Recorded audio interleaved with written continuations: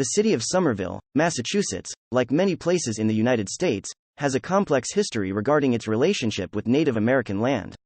Before European colonization, the area now known as Somerville was inhabited by indigenous peoples, specifically belonging to the Massachusetts tribe, who were part of the larger Algonquian-speaking group of tribes. These indigenous peoples had their own cultural, social, and political systems and had been living in the region for thousands of years before the arrival of Europeans. With the arrival of European settlers in the 17th century, including English Puritans, the landscape and ownership of land in the region began to change dramatically.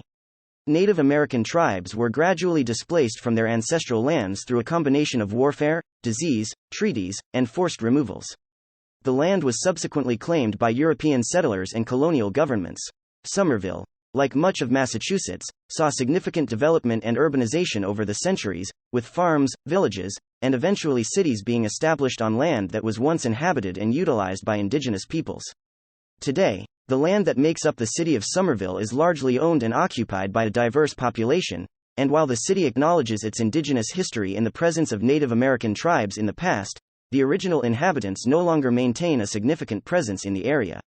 Efforts to recognize and honor the Native American heritage of the region have been ongoing, including initiatives to support indigenous communities, promote education about indigenous history and culture, and acknowledge the continued significance of indigenous peoples in the area.